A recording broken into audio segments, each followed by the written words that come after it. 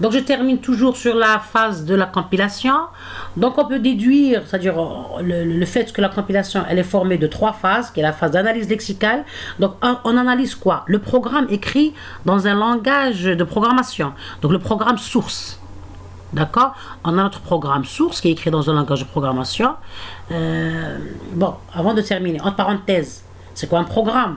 Si on voudrait toujours se mettre dans le contexte. Un programme, c'est quoi? C'est-à-dire, quand est-ce qu'on va arriver au niveau de l'écriture d'un programme, d'un programme? Premièrement, c'est-à-dire au début, on a un problème réel, on a un problème. Par exemple, le problème de la gestion de stock, ou bien le problème de la gestion de scolarité, ou bien le problème de la gestion des réclamations dans un hôpital. On a un problème réel. On va essayer on voudrait l'étudier d'une façon informatique, ou bien on veut utiliser l'ordinateur pour résoudre ce problème, de façon numérique, si je puis dire. Donc, on va analyser le problème et on va le modéliser, avoir les différentes fonctionnalités du problème, et puis ces fonctionnalités vont être conçues sous forme de programmes informatiques. Ces programmes-là vont être écrits dans un langage de programmation, donc ils vont être des langages du programme source, et ces langages-là vont être introduits en machine, bien sûr avec un IDE, c'est-à-dire Integrated Development Environment, un environnement de développement intégré. Donc on va utiliser un langage de programmation comme le C, par exemple. On va écrire notre programme bien en fonction dans ce langage-là, et on va arriver à la phase de compilation. Donc déjà le langage C, lorsqu'il était conçu, on l'a conçu en utilisant la théorie des graphes, la théorie des langages. On l'a conçu en utilisant la théorie des langages. Bien sûr, il a sa grammaire, son alphabet, etc. On va voir toutes ces notions-là par la suite. Donc, une fois on a le code source, il va être compilé pour pouvoir être traduit dans un langage machine. C'est ça. Donc, ce langage machine, il est compris par l'ordinateur, par la machine. Elle va utiliser ses constituants hard, comme le processeur, la RAM, les registres, le disque dur, tous ces constituants hard pour pouvoir exécuter ce programme-là et nous donner le résultat, bien sûr, qui est la solution à nos problèmes réels. Donc, on a dit que les phases de la compilation sont la phase d'analyse lexicale, la phase d'analyse syntaxique et la phase d'analyse sémantique. La phase d'analyse sémantique, elle permet de générer le code objet directement compréhensible par la machine, qui est le code machine. Donc, les phases de la compilation en général, parce qu'en fin de compte, la machine comprend le langage machine qui est le langage binaire. Donc la compilation, elle permet premièrement, à partir d'un langage, bien d'un programme, écrit dans un langage de programmation évolué. Donc on dit un langage évolué ou bien un langage de programmation haut niveau, qui est proche du langage naturel. Le fait que je dis qu'il est proche du langage naturel, parce que ce langage, ses mots réservés, ou bien son alphabet, est constitué de mots qui sont compréhensibles par l'être humain. Par exemple, comme le C, on a le if then, donc si alors, on a le while, le for, c'est-à-dire ces deux notions qui sont proches du langage naturel. Donc, ce langage-là, il va être analysé d'une façon lexicale et syntaxique pour avoir le code objet, et puis c'est-à-dire une fois le code objet obtenu, il est transformé en langage machine compréhensible par la machine qui est le code binaire.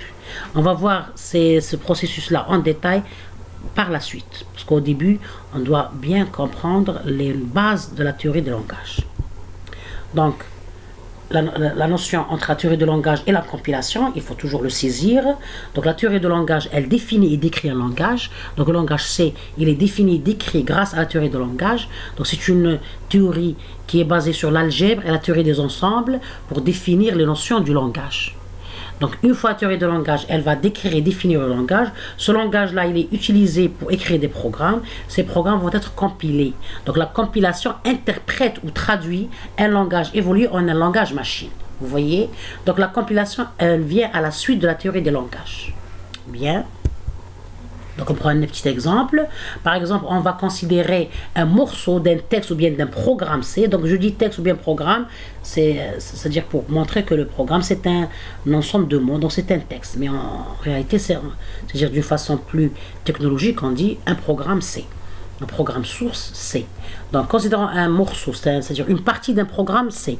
Donc, on a par exemple CPT égale, bien 2 points égale plus spécifiquement parce que c'est une affectation, I plus 3,14. C'est une instruction, une ligne d'instruction d'un programme C. Donc, on va le compiler. La compilation de cette ligne de code, qui est une seule ligne, parce qu'il y a le point virgule, donc c'est une seule ligne. Donc, l'analyse, premièrement, on va, c'est-à-dire, comment dirais-je, mettre en œuvre les 3 phases de la compilation, c'est-à-dire la phase, l'analyse lexicale, l'analyse syntaxique et l'analyse sémantique. Donc, le compilateur C, il va premièrement faire analyse lexicale. Cette analyse, elle va résulter ou bien elle va permettre d'identifier les lexèmes ou bien les tokens suivants. Premièrement, elle va identifier un identificateur, elle va identifier un premier identificateur qui est CPT, de valeur CPT. Une fois, elle va identifier le CPT, elle va identifier le égal. Donc le égal, c'est un opérateur de valeur égale. Donc on a un identificateur, donc une variable par exemple, et on a deuxièmement un opérateur ici qui est le égal, l'affectation.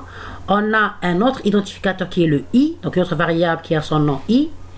On a un opérateur qui est le plus, donc l'opérateur de l'addition. On a un réel fixe, une valeur fixe qui est un réel, 3,14. Et on a un point virgule. Donc elle a identifié la première phase lexicale, elle a identifié les différents, c'est-à-dire tokens de cette ligne de code écrit en C. Très bien. Une fois l'analyse terminée, donc je vous donne directement c'est-à-dire le résultat de l'analyse lexicale qui est, c'est-à-dire fait, ou bien qui est, comment dirais-je, bien sûr faite grâce au compilateur C. Deuxièmement, on va passer à l'analyse syntaxique. Donc une fois qu'on a identifié les tokens, donc l'analyse syntaxique permet de reconnaître que cette combinaison de lexèmes forme une instruction C syntaxiquement correcte et qu'il s'agit d'une affectation entre la variable identificateur CPT et l'expression arithmétique résultant de l'addition de la variable identificateur I avec le réel fixe 3,14. Donc l'analyse syntaxique, elle va être la combinaison. Ici on a les tokens, chaque token a par le CPT, le égal, le I, le plus, la valeur 3,14 et le point virgule. Donc l'analyse syntaxique, elle va faire une combinaison, c'est-à-dire une concaténation entre les différents identificateurs et opérateurs pour dire que cette écriture syntaxiquement elle est correcte. Supposons ici, je sais pas, à la place du virgule j'ai écrit un étoile par exemple, ou bien je sais pas n'importe quel symbole qui n'est pas reconnu par l'alphabet du C, donc automatiquement il y aurait une erreur syntaxique, c'est-à-dire l'écriture n'est pas conforme à la grammaire. On va voir même ça en détail par la suite. Donc, vous voyez, c'est l'analyse syntaxique. Elle va faire la combinaison, c'est-à-dire le lien entre ces différents tokens pour dire ce que l'écriture elle est syntaxiquement correcte. Une fois la syntaxe elle est vraie, on va voir la sémantique, c'est-à-dire le sens, l'utilité, la fonction de cette syntaxe ou bien de cette chaîne de tokens, de cet ensemble d'identificateurs et d'opérateurs. Quel est leur rôle? Donc, enfin, l'analyse sémantique vérifie le bon typage des variables CPTI, puis génère le code objet correspondant à cette instruction. Donc, par exemple, ici, elle vérifie le côté sémantique, c'est-à-dire si l'écriture, elle est bien écrite. Il n'y a pas une erreur sur le plan sens, par exemple. Ici, par un des exemples de cette vérification du sens, bon, de toute façon, le fait que je dis sens, c'est vraiment très abstrait ici. Donc, parce que la sémantique, elle s'intéresse spécifiquement au sens. Donc, de l'instruction. Donc, par exemple, ici, le bon typage des variables. Est-ce que j'ai bien écrit mon instruction? Donc, le bon typage des variables, par exemple, ici, on a une variable, je sais pas, ici une variable réelle, ici une variable, par exemple, integer, entière. On ne peut pas affecter une variable réelle à une variable entière. Donc, c'est une erreur. C'est warning, c'est une erreur sémantique. Donc, elle va voir le bon typage, bien vérifier le bon typage des variables quand et i. Une fois qu'il y a un bon typage, il n'y a pas un warning, une erreur sémantique, elle va générer le code objet qui va être ensuite traduit en binaire, qui est le langage compréhensible par la machine. Donc, les phases d'analyse lexicale et syntaxique constituent en fait un même problème à 2 niveaux différents. Donc, c'est la même phase avec 2 niveaux, la lexique et la syntaxe. Dans les 2 cas, il s'agit de reconnaître une combinaison valide d'entités, une combinaison de caractères formant des lexèmes, puis l'analyse lexicale qui est une combinaison des lexèmes formant les programmes pour l'analyse syntaxique. Donc au début, la lexique et la syntaxe, il y a la notion d'identifier les tokens chacun seul.